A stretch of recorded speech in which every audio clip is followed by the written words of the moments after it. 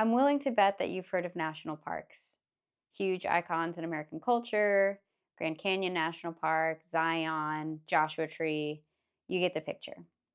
But I'm also willing to bet you've probably never heard of National Wildlife Refuges. Hey everyone, I'm Kadi. Welcome to Explore with Kadi, where I share my trips, outdoor experiences, and general nature knowledge with all of you.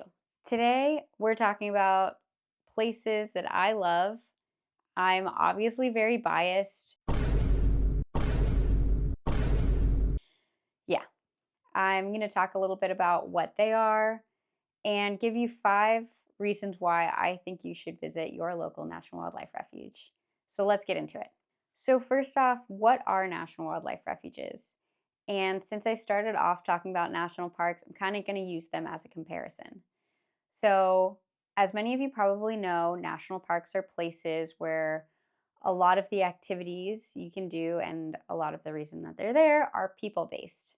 They're usually places that are huge tourism centers. They save or protect beautiful locations, great scenery, historical locations. A lot of the activities that you do there are things like camping, mountain biking, rock climbing, sometimes historical tours or reenactments. Whereas wildlife refuges are created basically for wildlife. The tagline they like to use a lot of times is wildlife refuges are where wildlife comes first. Everything that you do or every activity that's allowed on a national wildlife refuge first has to be checked to find out what the impact on the wildlife will be. So, for that reason, a lot of activities that you can usually find at national parks are sometimes not allowed at national wildlife refuges. It can be a bit of a bummer when a wildlife refuge that you're trying to visit doesn't offer the activity that you want to do, but just try and keep in mind that that refuge is doing their best to protect the habitat and the wildlife that they've set out to protect. And because of that, they are also protecting your clean air, clean water, and the biodiversity of your location. So just keep it in mind. The other great thing and a great transition into my top 5 reasons I think you should visit a national wildlife refuge is that even though that location might not offer the activity you want to do, usually there's another place nearby that does. And that is a great transition into my top 5 reasons that I think that you should visit your local National Wildlife Refuge. First off, it's probably a lot closer than you think.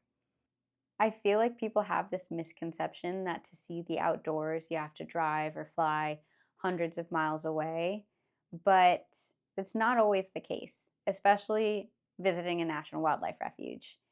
A lot of them are located within an hour's drive of any major city. You can see bald eagles' nests 30, 45 minutes out of Washington, D.C. You can see bison just 20 minutes outside of the center of Denver.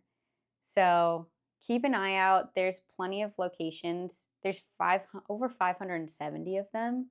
So more than likely, there's one a lot closer to you than you think. Reason number 2 is cost. Let's say you're trying to visit someplace really far, at least for me, like Glacier National Park. I would have to buy a plane ticket to fly out to Montana, then rent a car, then stay at a hotel, and then pay an entrance fee. And that can cost me thousands of dollars depending on when I decide to go. If I'm traveling to visit my local wildlife refuge, it's 30 minutes from my house, so I can just stay at home. I'm just driving 30 minutes, and there isn't an entrance fee. A lot of places, a lot of wildlife refuges don't charge an entrance fee. And if they do, you can still use your National Parks Pass to visit that same location. And I'm not saying that you shouldn't visit national parks. Those big bucket list parks are amazing and incredible experiences, but not always super accessible to everyone. So while you're saving up for that amazing trip out to the Grand Canyon or the Redwood Forest, you can always visit your local wildlife refuge and get your steps in there. Okay, reason number 3, there's not as many people. And this also has to go into the whole not a lot of people know what national wildlife refuges are, so this could change in the future. But generally, you're not dealing with the same amount of crowds as you would if you're going to a big national park. Now, this can also be a con if you're not used to being outside alone.